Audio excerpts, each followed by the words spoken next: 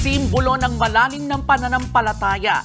Yan po ang sikat na simbahan ng Quiapo. Matatagpuan sa kahabaan ng Quezon Boulevard sa Maynila, itinayo ang simbahan ng mga Franciscan missionaries noong August 29, 1586. Ang pinakaunang bersyon ng simbahan, gawa pa nga sa mga kawayan at nipa. Unti-unti, nakilala at naayos pa ang simbahan. At tulad ng pananampalataya ng marami, nasubok din ang simbahan ng Quiapo sa pagdaan ng panahon.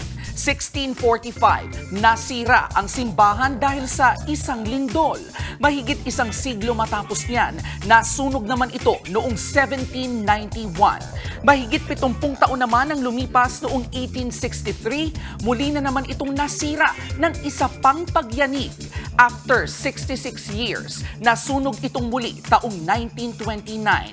February 3 hanggang March 3, 1945 naman, naipit sa gulo ng Battle of Manila ang Quiapo Church sa pagitan ng mga puwersa ng Pinoy at Amerika laban sa mga Hapon.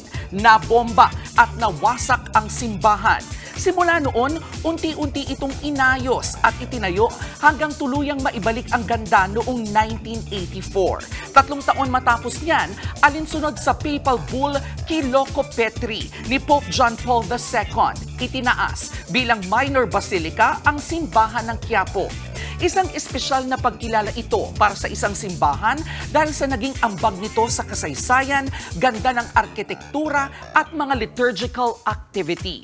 And speaking of liturgical activity, pinakakilala ang Quiapo Church sa taunan nitong pista ng Poong Itim na Nazareno. Dito, libo-libong mga deboto ang nagsasama-sama para magdasal at ipagdiwang ang mga biyayang natatanggap nila mula sa Diyos. Ang simbahan ng Quiapo, isa na nga raw magandang halimbawa sa ating pagiging Pilipino. Sinubok man ng maraming unos hanggat nakakapit sa pananampalataya, magpapatuloy at sasabay pa rin sa agos ng panahon.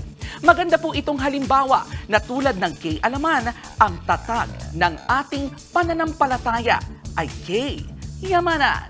Okay.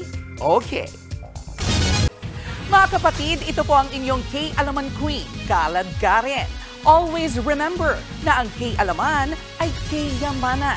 Kaya para sa latest showbiz news at dagdag impormasyon, mag-follow at mag-subscribe sa social media pages ng News 5. Okay?